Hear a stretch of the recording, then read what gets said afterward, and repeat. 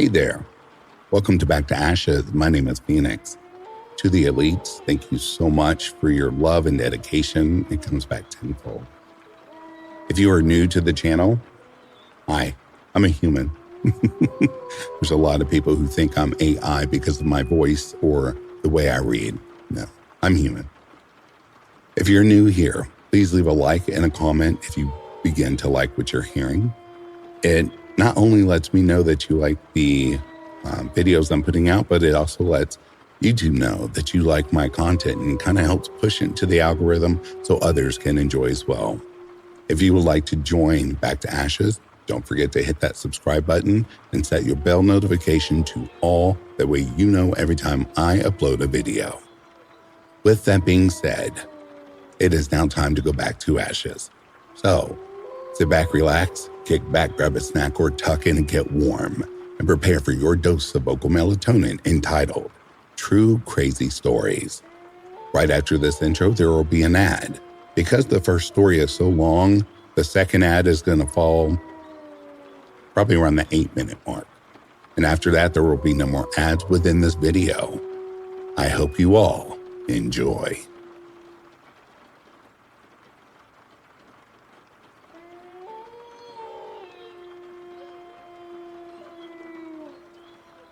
My name is Kathy, and I grew up in New England. This is a memory from when I was 12 years old, nearly half a century ago now. My family left Providence, Rhode Island, and relocated to the small town of East Corinth, Maine. My father had built his construction business from the ground up, and once it became successful, he had enough money to purchase a lovely 3-story house right on Main Street. He told us it was important for my younger brother and me to grow up surrounded by the kind of traditional, close-knit community values you only find in a place like that. To my brother and me, though, it felt like we'd been dropped into a completely foreign country. We traded the bustle of our city for a quiet town where the main point of interest was the local Historical Society Museum. At first, none of us were thrilled, my mother included, but within just a few days, the charm started to win us over. The meals at the little diner were incredible. There were basketball courts a short walk from our house, the nights were wonderfully silent, and the people were genuinely warm and friendly. The pastor stopped by the day we arrived to welcome us. Neighbors brought over homemade baskets filled with treats. That first weekend, 2 girls from the house directly across the street, Jenny, who was 14, and her sister Joy, 12, came knocking to see if I wanted to join them. They led me down the courts where the local kids spent their free time. There was a softball diamond, a couple of basketball hoops, a tennis court, and then a thick line of trees marking the edge of some woods. Jenny and Joy explained that all the parents were fine with everyone gathering there because the area was visible from the road, so adults could keep watch. But they were very clear about one rule. Never, under any circumstances, go past those trees into the woods. They had a reason for the warning, and his name was Trent Baxter. According to the girls, the Baxter family lived in the rundown Manor Road apartments on the far side of the woods. 15-year-old Trent was supposedly the worst troublemaker in the entire county. His father was in prison with no release date in sight, and his mother was an alcoholic who barely functioned. Trent had been expelled from school years earlier for constant violence. He fought other students, threw furniture at teachers, and once allegedly tried to flush the classroom hamster down the toilet until it drowned. The town had ways of keeping him in check. Whenever he wandered too close to our side of town or the courts, someone from the town council would spot him from their window and threaten to call the sheriff. So Trent mostly stayed in the woods near his apartment complex, setting traps for small animals and starting little fires to amuse himself. I thanked them for the warning, but since Trevor never came near the courts and didn't attend school, I assumed he wouldn't cross my path. That assumption turned out to be dangerously mistaken. During my first walk to the courts, Jenny and Joy gave me the broad outline of the Baxter problem. A few days later, on a Friday, they came by again and invited me to hang out with a bigger group of kids. That's when I received a more detailed and alarming picture of Trent. A boy named Stevie, who also lived in the Manor Road apartment, told me that Trent had flown into a rage the moment he learned a new family had moved in. Stevie wasn't like Trent. He wasn't destructive or cruel. He often joined us on weekends and shared stories about the chaos Trent caused at home. He described how Trent tormented an elderly widower on the ground floor by pounding on his door, knowing the man had a weak heart. He targeted pets in the building, and there were dark whispers that he'd once fed a neighbor's dog a sandwich laced with ground glass. That same Friday evening, to my horror, Stevie revealed that Trent's latest fixation was my family. He'd overheard Trent ranting that he was going to set our house on fire because we had dared to invade his territory. Jenny, Joy, and the others quickly reassured me that Trent made wild threats constantly, but he seldom followed through. They insisted he was mostly talk. I wanted to believe them, yet I couldn't shake the question. If he was harmless, why did everyone fear him so much? When I got home that night, I told my mother everything I'd heard. She'd already picked up unsettling rumors about the Baxters from neighbors who'd visit us. Still, she reminded me that East Corinth was full of decent, hardworking people who wouldn't let one troubled boy run the town. Her calm confidence helped far more than the kids' words ever could. I started to think the whole thing might blow over. I was wrong. About a week after we'd settled in, I jolted awake in the middle of the night to a tremendous crash downstairs. My father grabbed his pistol from the closet and hurried down. In the family room, we found a brick lying on the carpet amid shattered glass. Tied to it was a single-word note: "Move." The next morning, he reported it to the county sheriff's office. A deputy named Daniels arrived. He'd grown up nearby and claimed to know the Baxters well. He promised to track down Trent's whereabouts from the previous night, but he warned it wouldn't be simple. Trent's mother frequently vanished for days, chasing liquor and men, and Trent himself often fled into the woods when things got heated. Even if they did locate him, there was no hard evidence linking him to the brick. The one piece of optimism Daniels offered was that Trent rarely repeated the same stunt. He was impulsive, not methodical. If we stayed patient, he'd lose interest and move on to someone else. My father nodded, and they replaced the broken window. He called it adjustment panes. Every place has a few bad apples, but here there were only one or two, not an entire city full of them. My mother agreed, saying all Trent needed was a firm warning to understand we weren't easy targets. For several nights, Dad sat quietly in the darkened family room, watching the streets, hoping to catch Trent in the act and give him a scare. But nothing happened.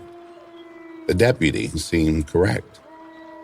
At school, Joy and Jenny expressed sympathy when they heard about the brick. Their kindness made the fear easier to handle. Joy echoed the deputy's prediction. If Trent realized he was the main suspect, he'd vanish for a while, and life would return to normal. For the next week or so, everything was quiet. The window was fixed. Dad stopped his late-night vigils, and we began to relax. Then, The birds appeared. One morning, my father stepped outside to run to the store for milk and stopped dead. His prized Cadillac Fleetwood was covered in dead, mutilated animals. Their bodies had been slit open, entrails pulled out and spread across the hood and roof. Their heads were missing. Dad went back inside and called the sheriff, who spent the next hour removing the carcasses and power washing the car until it gleamed again. When he finally got behind the wheel to drive to the store, the engine choked weakly. He tried again. A strange hiss came from the rear, followed by bumps, and then a violent explosion erupted from the tailpipe. He rushed to the back and saw blood pouring from the exhaust. Scattered on the ground were all the severed bird heads. That afternoon, Deputy Daniels returned. Over coffee in our kitchen, he suggested Dad keep the car garage going forward. When they caught Trent, he'd face charges for animal cruelty. A brick was one thing, but butchering animals fit Trent's pattern perfectly. The deputy thought Trent was probably lying low after this escalation, perhaps delivering one final act of defiance before giving up. My parents clung to that hope, but it was only wishful thinking. 2 weeks passed without incident. We started to believe the worst was over. Then, one morning at around 8 o'clock, someone pounded on the front door. Dad answered in his robe and slippers. The mail carrier stood there, pale and shaking, pointing at the stoop. A red plastic gasoline can sat there, half full, next to an unopened box of matches. It was unmistakably a message. Leave now, or next time the threat becomes reality. That was the third visit from Deputy Daniels. This time my parents were far less composed. My father demanded the deputy do his job. How hard could it be to locate one juvenile delinquent? Daniels absorbed the anger without argument. He admitted the Baxters were a long-standing burden on the town, like the endless gray clouds that roll across Maine. People learned to endure them. Trent had never actually burned a house before. He pointed it out, but that brought no comfort. By then, I was deeply shaken. I'd grown to love East Corinth. The friends, the slower pace, the thought of starting high school there. The notion that one disturbed boy could destroy everything was crushing. The fear sharpened the day I learned Trent had singled me out. During lunch in the school cafeteria, Stevie slid onto the bench beside Joy and me. His expression told me something was wrong. He explained that he'd been biking near the apartments when Trent stepped out of the bushes and ordered him to stop. Stevie stopped, unafraid because he could easily outrun him on the bike. Trent asked if Stevie was friends with the new kid, me. When Stevie said yes, Trent declared that I was dead meat since my family hadn't left town. Trent was escalating, and the escalation meant coming after me personally. Terror washed over me. Only Joy and Stevie's promises kept me from breaking down completely. They swore that if I joined them that evening by the courts, they'd surround me and keep me safe. Bullies thrived when they can isolate someone. Strength lay in numbers.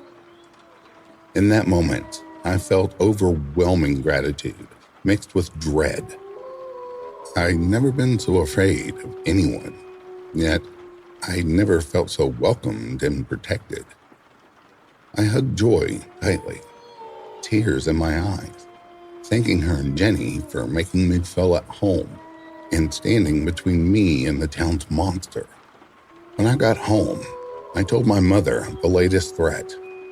She said how fortunate I was to have such loyal friends, but if I spotted Trent that evening, I was to come straight home so she and Dad could summon the sheriff. She trusted my friends to watch out for me, but the safest choice was always to flee at the first sign of danger. I suggested that if enough people witnessed Trent attacking, the authorities would finally have to act. Maybe a few bruises would be worth getting him locked away. My mother shut that idea down immediately. Real violence wasn't like the movies. One blow could cause permanent damage or land someone in prison for life. She wanted Trent punished, but not if it meant risking her daughter.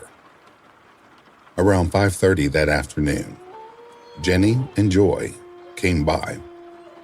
We walked to the courts together. The usual group was there, shooting baskets, riding bikes, laughing. I was nervous at first, but the normal routine soothed me. After about an hour, I was actually enjoying myself and had forgotten the fear.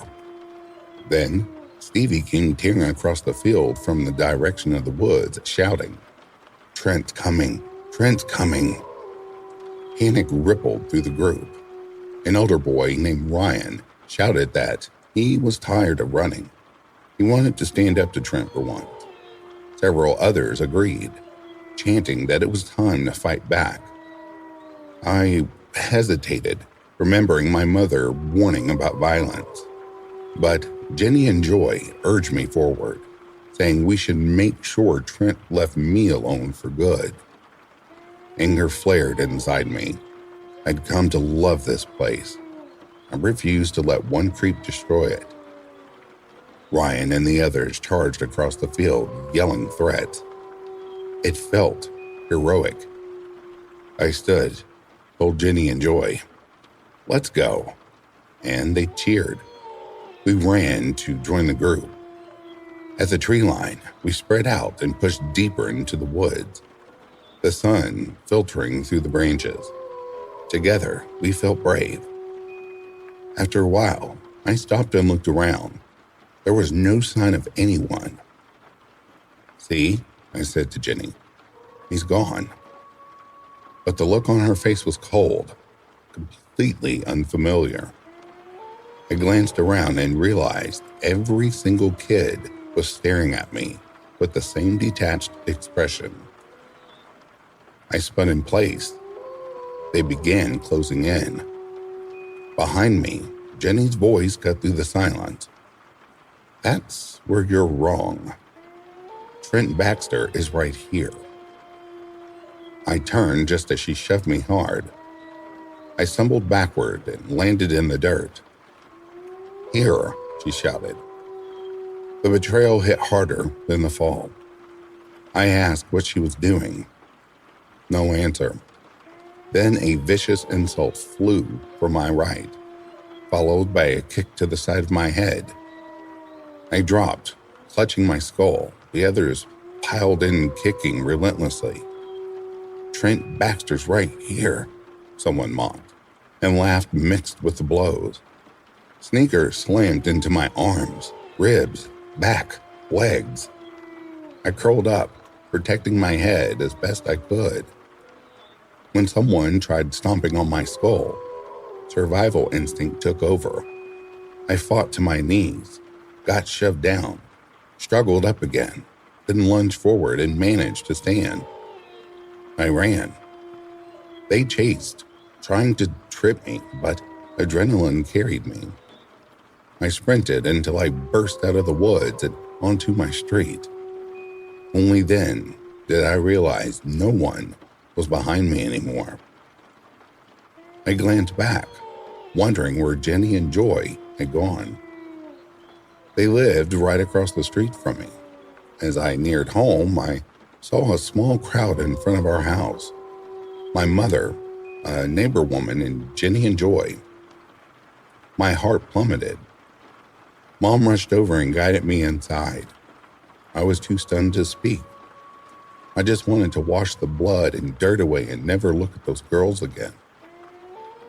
As she cleaned my cuts and bruises, Mom kept promising that Trent Baxter would pay dearly.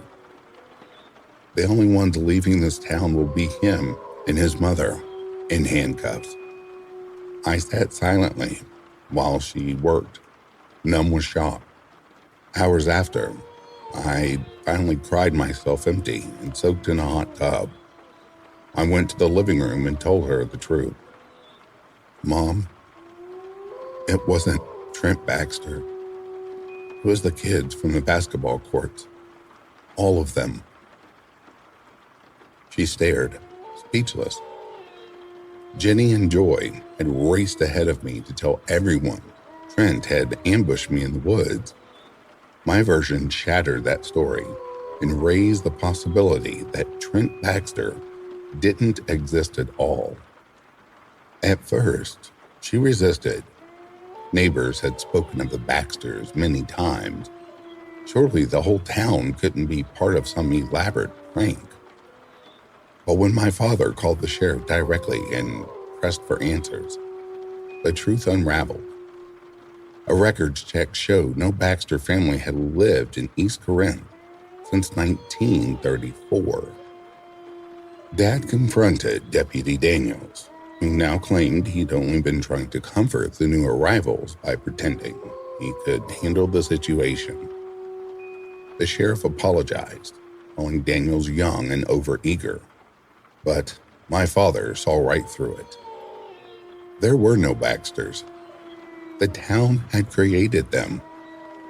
It took my father several days of quiet inquiries to confirm the full picture. Once he was certain, he moved us out without delay.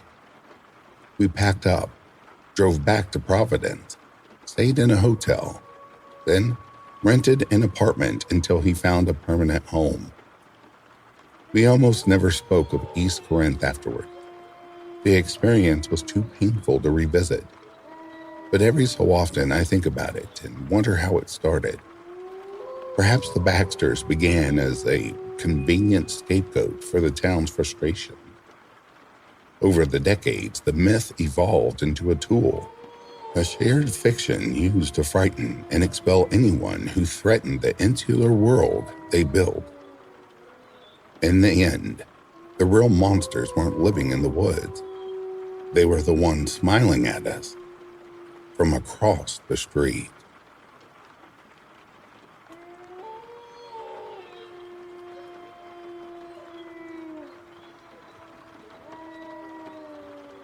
For over 2.5 decades, I've served as a park ranger at Wind Cave National Park in the rugged western part of South Dakota.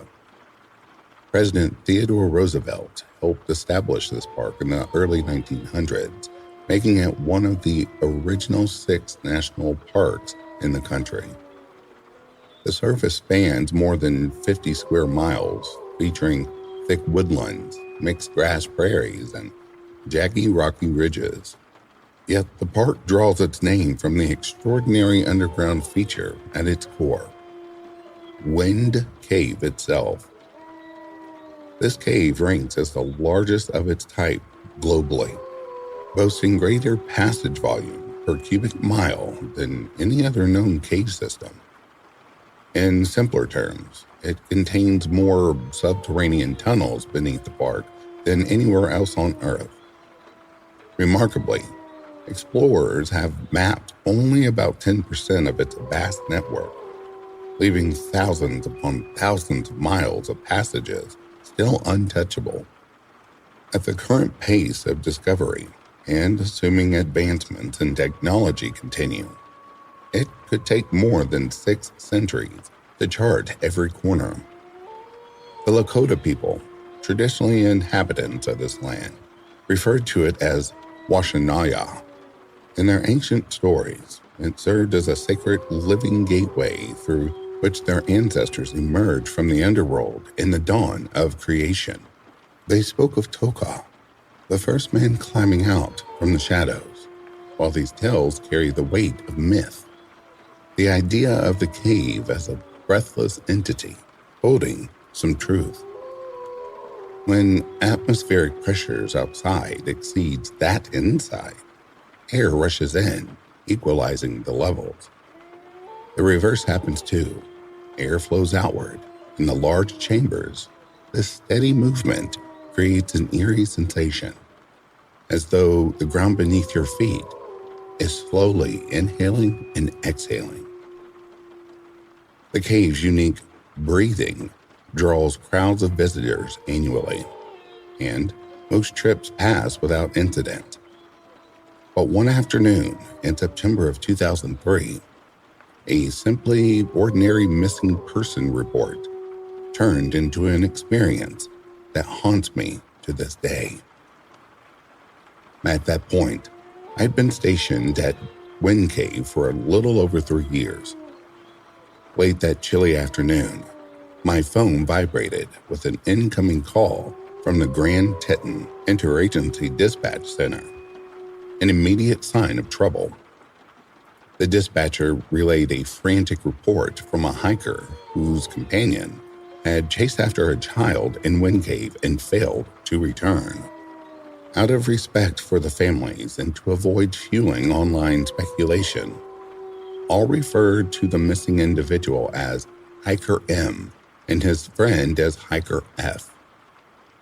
The two friends had been walking along the Lookout Point trail when they spotted a solitary young boy dashing towards the cave's entrance. No park staff were present at the time, and aware that the cave posed serious dangers, especially for a child, they shouted after him. The boy ignored them and kept going. Worried for his safety, both men pursued him. They caught sight of the child, squeezing into a tight side passage. Hiker M went in after him, promising Hiker F he'd be back shortly. Minutes stretched into longer waits with no sign of either. Eventually, Hiker F ventured in himself, shouting for his friend and the boy. But silence answered. Fearing he'd become lost too, he retreated to the surface and sprinted roughly 2 miles to regain cell service before dialing emergency services. I immediately notified the park superintendent and rallied our search and rescue crew, directing them to the cave entrance. By early evening, I arrived to find most of the team already gathered. 8 of us prepared to enter, including 2 experienced caving experts familiar with the park's unmapped sections. Hiker F remained on scene, visibly shaking, repeating his account over and over. After surfacing from his initial brief search, he'd scanned the area for any sign of the child's parents or group. Surely someone would be searching for a missing child. Finding no one nearby only deepened his alarm. I share his unease. How could a child be out there completely alone? We suited up with helmets, lights, and gear. The lead caver guided us through the narrow entrance, barely 2 feet across, where the cave's signature cool breeze watched over us as we squeezed inside. The passage widened just enough to move, but the jagged limestone walls and uneven floor demanded caution. Our headlamps revealed delicate blade-like formations resembling intricate stone lace or frozen spider silk.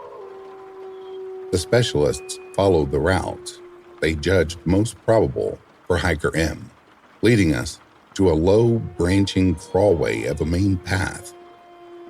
We moved in single file, eventually dropping to our bellies as the tunnel constricted further, packs scraping the ceiling. Roughly an hour in, we discovered evidence. A scrap of torn blue cloth snagged on a sharp protrusion, likely from Hiker M's jacket. The find was ominous. He'd ventured further than anticipated, and the injury seemed likely. We pressed deeper, navigating the labyrinth of twists and forks, while the experts consulted maps frequently. Hiker M hadn't struck a charted route.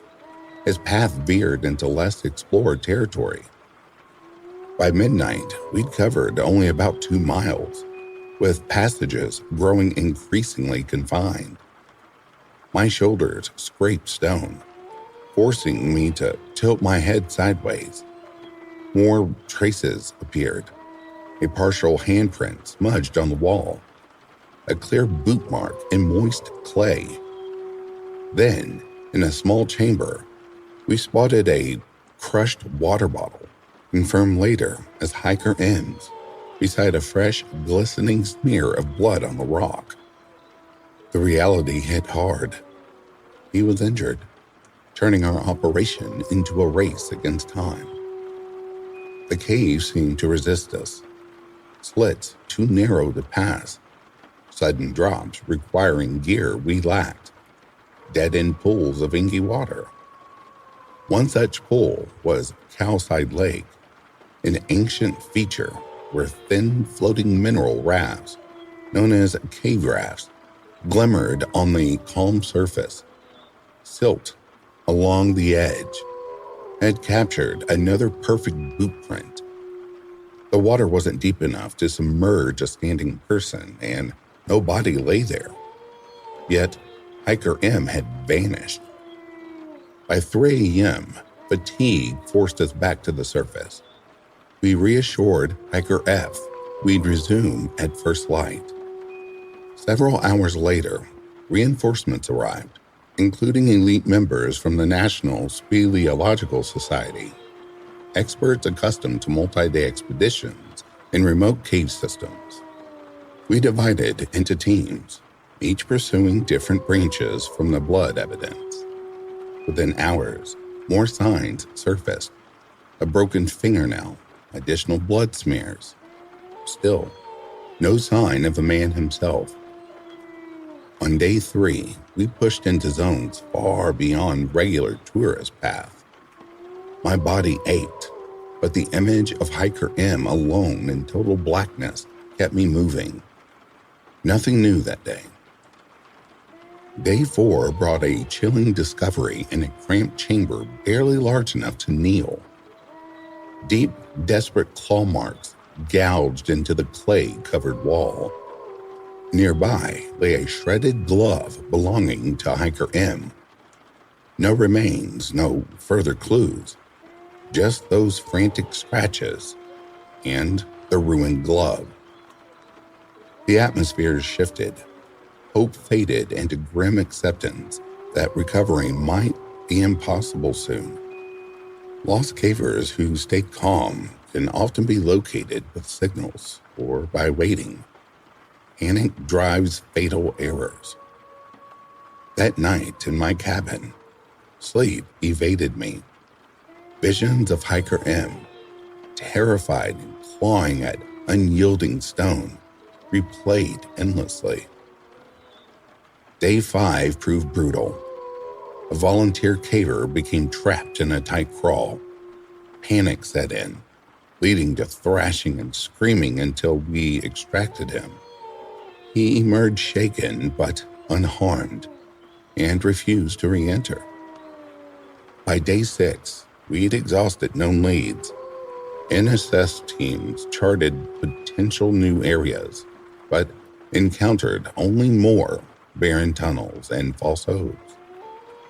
One group mentioned hearing faint, breathy sounds, possibly the cave's natural airflow mimicking voices or whispers. In the afternoon, we made one last effort beyond Cowside Lake into slick, oppressive passages. Hours of crawling yielded nothing but shadows. At one moment, I glimpsed movement just outside my light reach. I swung the beam. Empty darkness. On the 7th day, the superintendent called off the active search. After a week with no vital signs, survival odds were vanishingly small. We'd endangered ourselves tirelessly, and I'd volunteer again without hesitation. Yet, all we had were scrapes, blood, and echoes. Hiker F collapsed in grief upon hearing the news, leaving the superintendent at a loss for words. I submitted my reports and returned to routine duties, leading surface tours, maintaining trails. We tightened security at the entrance to prevent repeats, and visitation dipped noticeably for a time. Months later, a caver stumbled across one final item in a distant, remote section.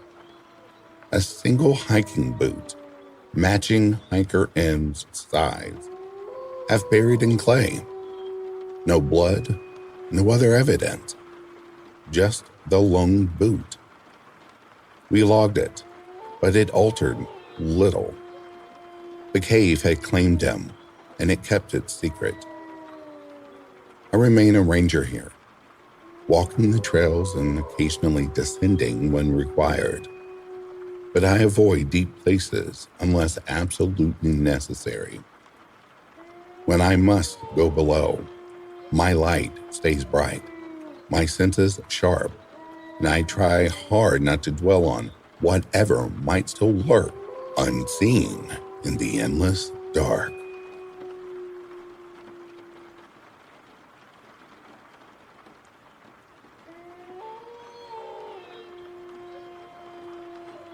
It all began during the sticky heat of August of 1979. My high school friend Mark had spent weeks complaining bitterly about his dead-end insurance job, the kind that slowly grinds your spirit into dust behind a flickering fluorescent light. Joey and I weren't faring much better, me drifting from one temporary office gig to the next. Joey hauling crates in a dimly lit warehouse for barely livable pay. The three of us were suffocating under routine, desperate for any kind of break, but none of us had the cash for a real vacation or the vacation time for anything longer than a long weekend.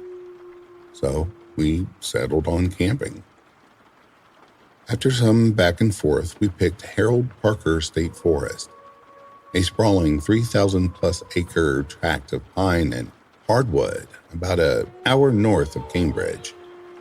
Close enough that the drive wouldn't kill us, remote enough to feel like we'd actually escaped the city. We'd hiked there once years earlier on a day trip and remembered how vast it felt. You could walk for 6 or 7 solid hours and still not reach the far boundary. 3 nights in early September seemed perfect. Cool nights, no bugs, before the autumn rains arrived. We pooled what little money we had. My beat-up blue hatchback squeaked through inspection just in time. Mark dragged his father's old 2-man tent out of the storage, faded green canvas patched in a few places, but still serviceable. Joey picked up a bargain 1-person pup tent from a surplus store. We divided the rest: sleeping bags, a battered cooler, basic cookware, a fishing rod Joey insisted on bringing, a couple of tarps for rain, and a folded park map Mark grabbed from the ranger station on a previous visit. That was it. We were ready. The Friday afternoon drive-up was the best part. Windows down, Springsteen and Stephen Wolf cranked loud enough to rattle the dashboard. The late summer sun still blazing. We pulled into the gravel parking area near the entrance right as the light began to soften toward evening. Only one other vehicle sat in the lot.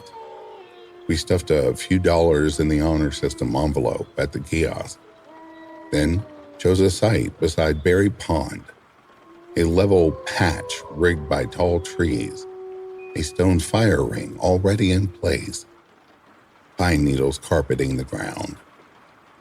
Through the trunks, maybe 50 yards away, the pond caught the last copper rays of sunset.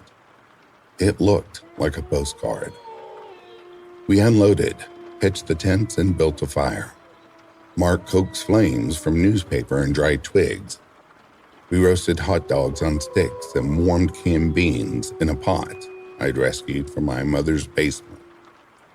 Nothing fancy, but under that sky, surrounded by dark woods and the soft lap of water, it tasted like a feast. Afterward, we cracked open cold beers, dragged a fallen log closer to the flames, and sat in comfortable silence. I stared into the fire and felt weeks of tension uncoil from my shoulders. For the first time in months, I thought, this is exactly what we needed. Saturday, we followed a 3-mile loop trail that circled the pond and climbed to a rocky overlook. The path was tight, leaves whispering overheard, small animals skittering through the brush. From the top of the forest rolled away in every direction, green and endless under bright morning light. We sat on flat stones, passed around trail mix, and just soaked it in. The place felt ancient, untouched, and utterly safe. Sunday followed the same pattern. A longer hike, good tired legs by late afternoon. Mark crawled into the big tent for a nap while I gathered more firewood. We ate as the sun dropped and then turned in early, exhausted. Joey zipped himself into the small tent a few yards away. I slid into my sleeping bag beside Mark's, already snoring form. The forest settled into near silence, broken only by the occasional rustle or distant owl. Sleep came fast. I woke up freezing. The tent air felt thick and wrong, clammy, far colder than it should have been at that hour. I groped for my flashlight and switched it on and saw the door flap hanging open. Mark's sleeping bag lay empty, boots missing, but his jacket remained balled up in the corner. My watch read just past 4:30. Let her run, I told myself. He'll be back in a minute. I waited. No footsteps. No low whistle. Nothing. Another minute passed. I sat up, swept the beam around again, then crawled to the flap and peered outside. Total blackness swallowed the light beyond just a few feet. I called Mark's name, quiet at first, not wanting to wake Joey for no reason. No answer. I pulled on boots and a jacket and stepped outside and turned a slow circle. The campsite was empty. Trees loomed like silent giants. I called again, louder. That finally brought movement from Joey's tent. He emerged bleary-eyed, hair wild, squinting against my flashlight. What's wrong?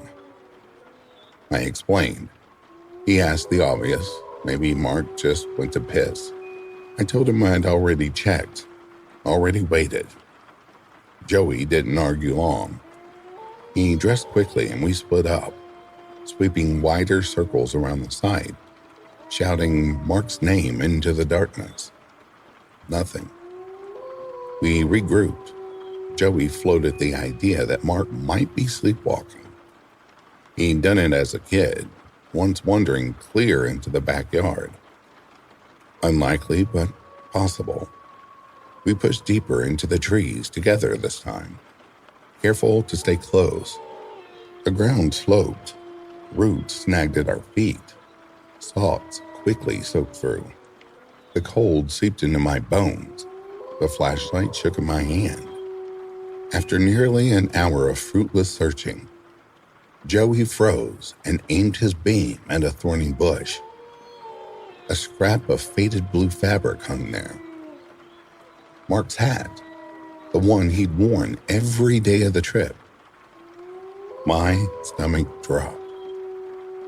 We kept going, calling his name. 50 feet later, one sock. then the other, then his jeans, folded almost neatly in the dirt, his t-shirt, finally his boxers, a bizarre, deliberate trail of discarded clothing stretching maybe 60 yards through the undergrowth. We stopped, staring. Joey asked if Mark had been drinking in secret, maybe something stronger than the beer we finished the first night. I couldn't rule it out, but even blackout drunk, Mark wasn't the type to strip naked and wander off.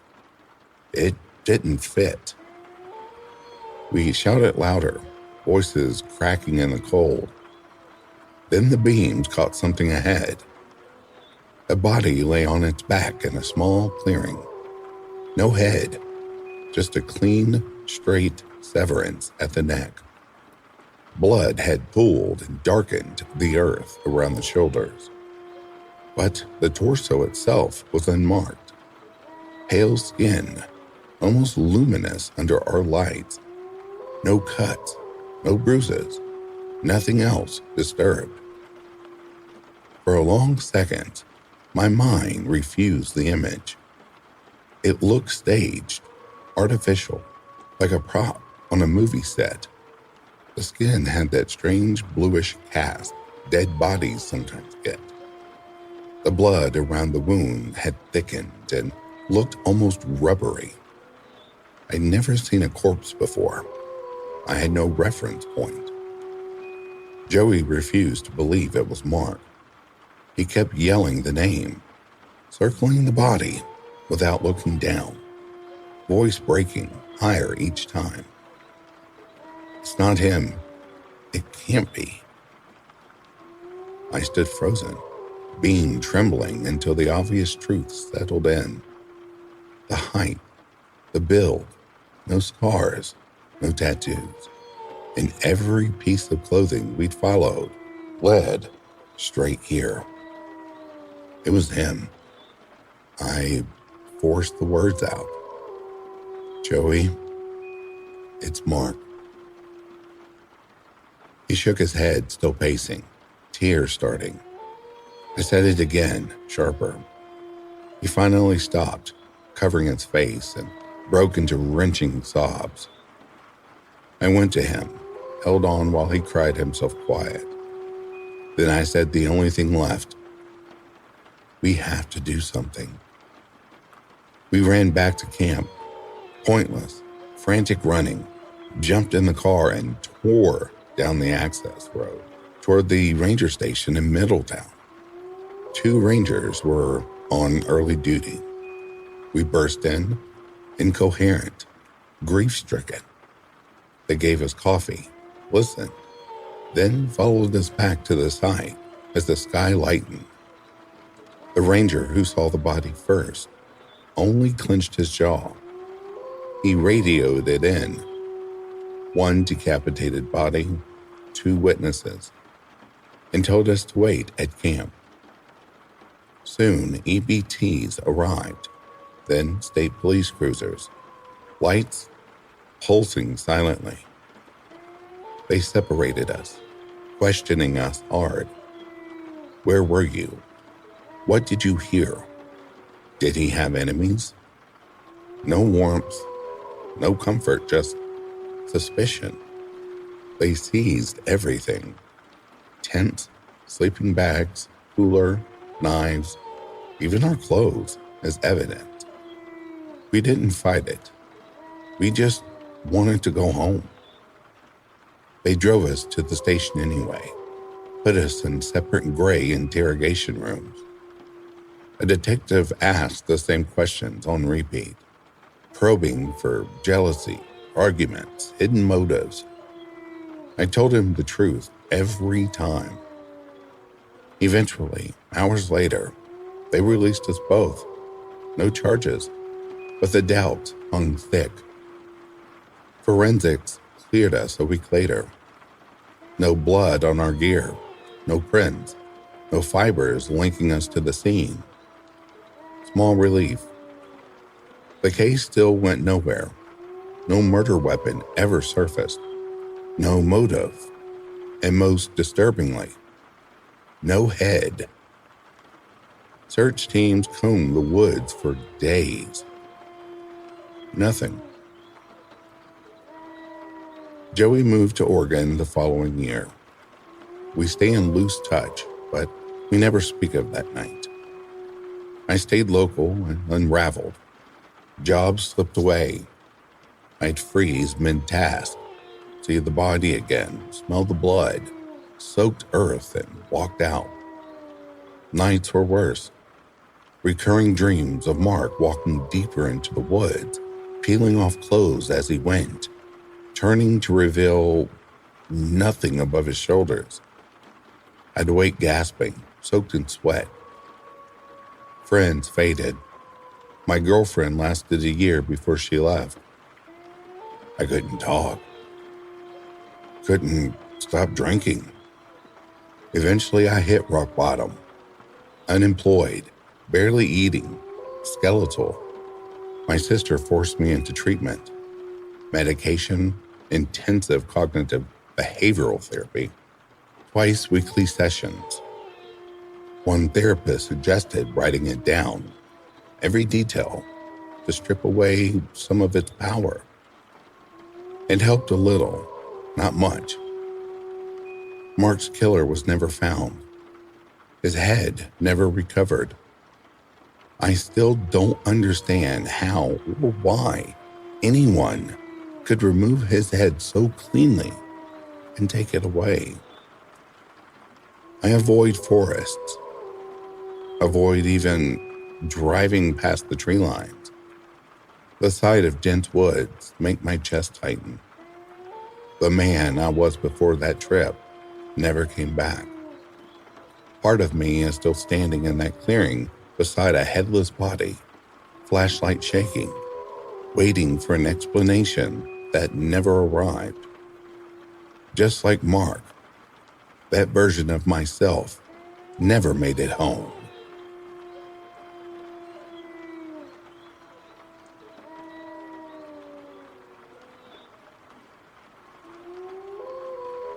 My name is Paul, and back in the 1990s, I worked as a security guard at a modest shopping mall in a small town. People sometimes picture mall security as boring or laughable, especially after that famous movie came out, but I casually left the job before the film hit theaters. These days, I do private security work, but at the time, I was employed straight by the mall itself. The place wasn't one of those sprawling super malls. It had maybe 20 stores, a modest food court, and a central fountain where kids tossed coins and made wishes. What made this mall unusual was the enormous warehouse complex attached to the rear. Stores got allocated sections of that warehouse as part of their lease for extra storage, and plenty of local businesses rented space there too. The result was a sprawling, confusing labyrinth of storage units and corridors behind the scenes. The public shopping area, the part with Radio Shack, Borders, Gadzooks, and various clothing shops, probably made up only about 40% of the entire property. The layout itself was a mess. Half-finished additions, awkward dead ends, escalators that forced you to go down and then up again, just to cross to the other side. If you grew up in that area during the 90s, the combination of the weird floor plan and the big warehouse section would probably tell you exactly which mall I'm talking about. By the time I started, the mall already felt tired and dated. Cramped hallways, low ceilings, general sense of being left behind. And in that massive, shadowy warehouse area full of blind corners and forgotten spaces, and you can see why they run security around the clock.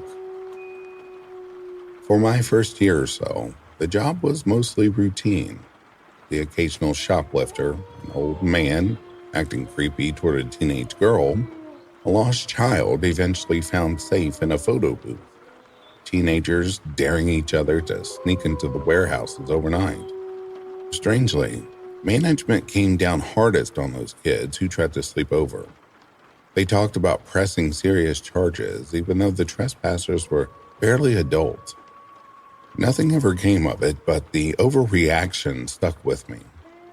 Maybe they worried about the damage kids could do if left unsupervised. Though the 24-hour patrols, someone would have spotted them fast enough. The strange stuff started about 2 years in. One mid-afternoon, midweek, the mall was humming at a normal pace. I was walking my sector with my partner Chris, while our more experienced coworker Bryn monitored the cameras from the office. Suddenly, Bryn's voice crackled over the radio. Code whatever, unattended package in your area. Abandoned bags still made everyone tense back then. This was only a few years after Oklahoma City. Any forgotten luggage or backpack in a crowded public space got treated very seriously. We picked up plenty of left-behind shopping bags before and never called in the bomb squad. Usually it was obvious they belonged to someone who just stepped away, but the possibility always lingered. This time, the bag was a grimy duffel shoved under a bench near the fountain. No one seemed to be paying any attention. As I got closer, the smell hit me. Sharp, unmistakable urine. I remember thinking, who the hell pisses on their own bomb? That dumb thought, plus the fact that the zippers are partially open and I could see clothes inside, made me reach down and pull the whole thing out. Yeah, I know, idiotic. Present-day me would slap me across the face, but I was young and thought I knew what I was looking at. Inside, one black sweater, black sweatpants, black socks, all filthy, well-worn, reeking. Tucked in with them was an old, much-loved plush cat, the kind of toy a kid carries everywhere until they don't anymore. I tried not to think too hard about what that might mean. Shoved everything back in, radioed Bryn that it was just discarded clothes, and hauled the bag straight to the dumpster out back. Washed my hands for about 10 minutes afterwards. Somehow, I didn't even get written up for grabbing a potential explosive device. A week or two passed quietly. Then Bryn called in another unattended bag. "Don't be stupid this time, kid," he'd said. He'd watched me on camera the first time. The second duffel looked almost identical. Same cheap black brand. Newer and cleaner. No stench. I peeked inside without touching it. No toy this time. Just some junk food wrappers. Twinkies, beef jerky, a few other packaged snacks. I tossed it in the dumpster too and mentioned it casually to the guys. A few days later, a store employee found a third one in the women's dressing room. By then, word had spread about the earlier finds, so they called it in right away. The young woman who discovered it went pale when I mentioned the word explosive. She'd already opened it. Same black clothes inside, but this bag smelled worse than the first. Old, moldy, almost rotten. I took it off her hands and carried it to the dumpster without looking too closely. I wasn't about to go digging through that smell again. 3 identifiable duffel bags. 3 matching sets of cheap black clothes. Chris and I remember were on break together one day, rare for us, and he half joked, maybe someone's living here. I latched onto the idea immediately, building a whole case in my head. The guy was taking fresh clothes from clearance stock in the warehouses, wearing them until they stank, then ditching them starting over. It wasn't some instant Sherlock Holmes moment with string and photos on a corkboard. The theory assembled slowly over weeks of ideal thoughts. A fourth bag turned up in a men's restroom on the lower level. Contents dumped out across the floor like someone had rifled through it looking for valuables. Probably just another shopper who found it first. Then came my week of night shifts. I like nights anyway. Quiet, good for thinking, especially after a rough breakup. But I almost wanted the chance to poke around the warehouses without anyone hovering. The senior guys had always discouraged wandering back there too much. I later learned some of the rented spaces had private closets, which explained the patchy camera coverage and several complete blind spots, especially in Warehouse B. In the weeks leading up to nights, I started noticing fleeting glimpses.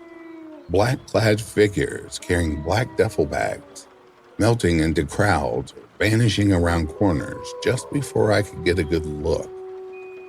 Faces always half-turned, always just out of reach. I never told anyone. I would have sounded paranoid. First night on the new schedule, I headed straight for Warehouse B. The lights were on.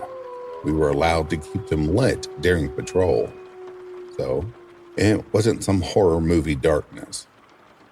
I walked the route casually at first, then started paying closer attention to the shelving.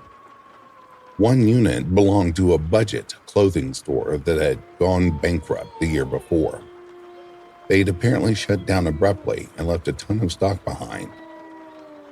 And that's when I found it. Not a literal animal nest, but a crude little shelter. Several large boxes on the bottom shelf. Opened, arranged, and taped together to form a low hidden room. An opening served as a doorway. It was so obvious I couldn't tell no one had noticed it before me. Part of me still wonders if he wanted me to find it. Me specifically, since I had handled his first bag. I fumbled my expandable baton. Of course, the dramatic wrist flick failed and I had to pull it open manually. Approached and called out. "Anyone in there? Come out with your hands up." Stupid line. We didn't carry guns, but it felt right in the moment. No answer. I used the baton to lift the cardboard flap.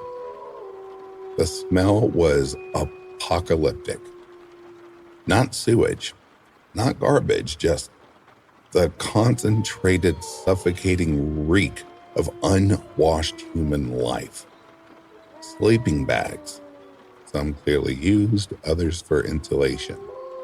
More sealed duffel bags, still in the plastic. Stacks of some generic black outfits. Nothing else personal. No ID, no notes, no sinister collection. The stock belonged to the defunct budget clothing store. Cheap, generic, mass-produced, exactly the kind of thing someone could take without anyone noticing right away. The space was empty. He was gone, which meant he could be anywhere. I fumbled the radio, dropped it, picked it up, and called the office. That night, Mom, our sweet baked goods bringing senior guard, was monitoring cameras. I blurted, "Mom, I think there's a guy down here." Before she could respond, every light in Warehouse B snapped off. Pitch black. No timer, no glitch.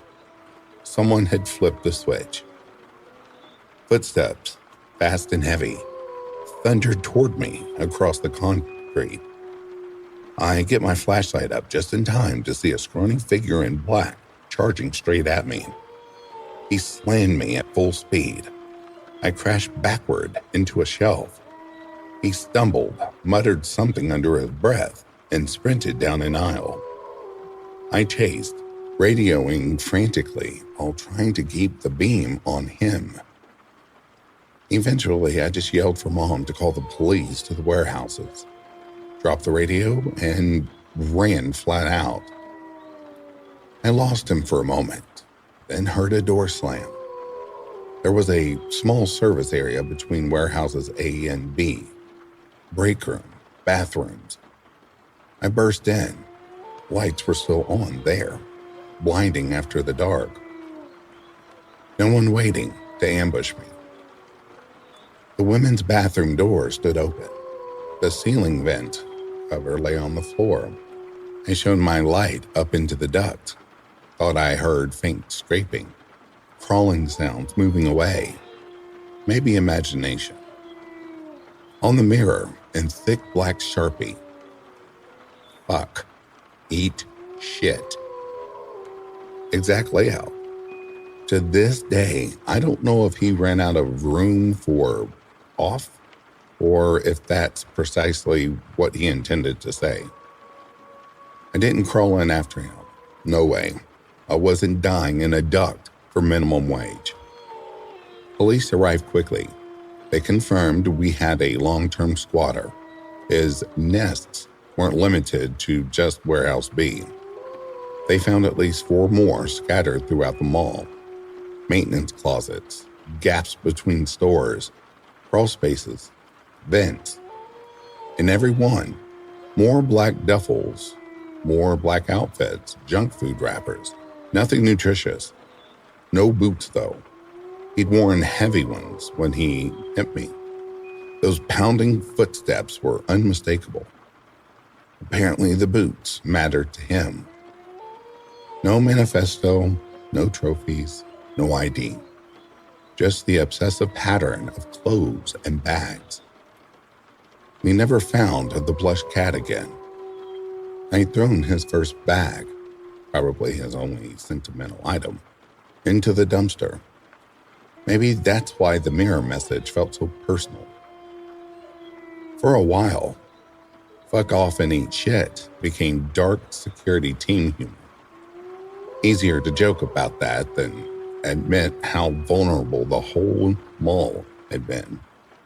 How someone could live in the walls, move through the vents, watch dressing rooms, bathrooms, anything. Management hushed it up fast. We all quietly agreed it was better not to know the full extent as long as he never returned. Security got much stricter for a time. I left it about 18 months later. 10 years after I quit, I was living across the country with the woman who later became my wife. We'd known each other growing up, but reconnected as adults. She still got the hometown weekly paper mailed by her mom. One issue carried a small article. A man, described as unhoused and in poor health, arrested for stalking, harassment, and conspiracy to kidnap. Multiple women targeted over time.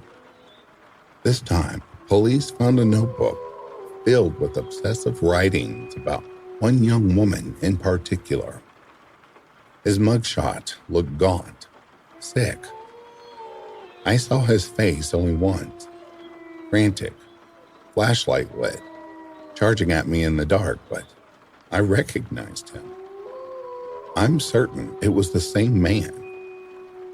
No dramatic conclusion, no trial details I could ever find. Charges may have been dropped. He may have died, I don't know.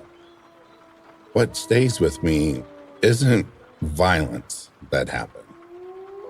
It's the violence that almost did or still could. The knowledge that someone can live right beside you, unseen, thinking things you'll never understand until it's too late. That thought still wakes me up sometimes, more than any confirmed crime ever could.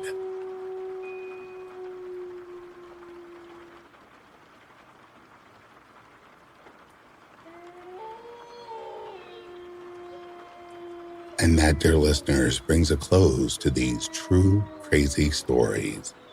I would like to take a moment and acknowledge the rest of the membership of Back to Ashes. Thank you all so much for your continued and dedicated support. I could not be here if it weren't for you. I wouldn't have a voice, and I would not be able to sit here and narrate for you all. I'd be talking to myself. So thank you so much for your love and devotion.